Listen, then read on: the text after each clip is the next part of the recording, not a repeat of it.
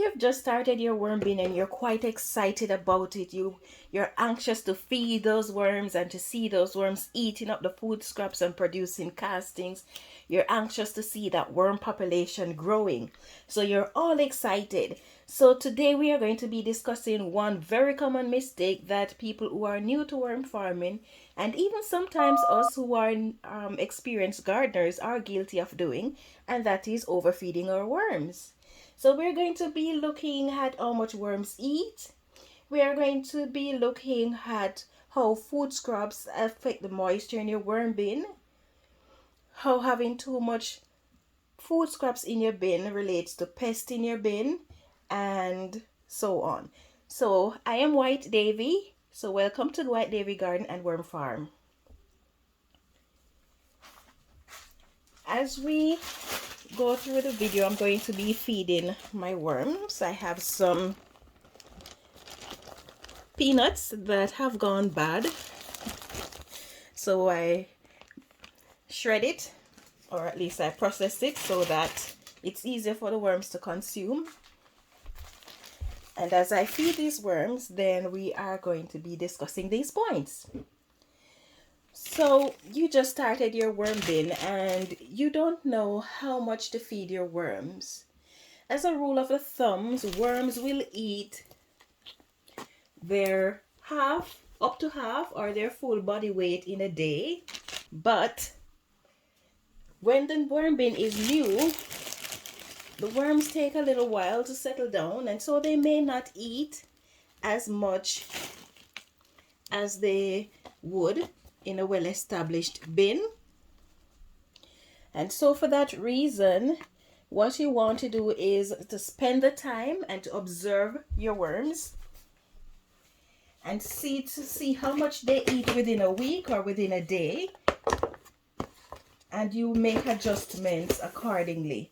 So if you have a pound of worms, if you're starting with a pound of worms, I strongly recommend that you do not give your worms a pound of food and expect them to finish it in a day. Start off small, and then if you see that they're eating faster than you're feeding, then you want to increase the food source, the amount of food that you are giving them. Now these are cocoon bins, so you will notice that whenever I come upon a mature worm, I'll take it out. And if you find that you're overfeeding, then cut back on how much you're feeding your worms. If you find that you're underfeeding, then you increase the portion that you are giving to your worms. Now, how much moisture is in your worm bin depends on two things. How much moisture are you adding to your worm bin, and what type of food scraps are you feeding to your worms. Some food scraps contain more moisture than others. So for example, your melon, your lettuces and stuff like that, these contain a lot of liquid. And so what it is going to do is increase the moisture content in your bin. So if you're feeding things that contain high amount of liquid, it is recommended that you do not moisten your bin, or you had less moisture than usual to the bin. Also, as a rule of the thumb, when you are feeding your worms, with every feeding that you give to your worms, if you're feeding a pound of food scraps, you need to add at least 2 pounds. Well, not by weight, but by quantity. Whatever amount of food scraps you're giving, or by volume, whatever amount of food scraps you're giving to your worms, twice as much bedding needs to be added. That will help to control the moisture level in your worm bin.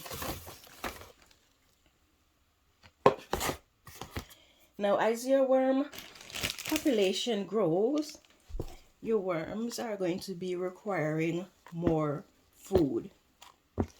So pay close attention to the population and the size of the worms that you have in your worm bin. Oh, I'm seeing quite a lot of worms in this one. I wonder why. Thought I extracted the worms from this already. Yeah, so pay close attention to the population in your worm bin, how they're doing, if they're growing fast enough. Okay, I think I did not harvest the worms from this yet, so I'm gonna have to do that. Adjust your feeding based on how the worms are performing.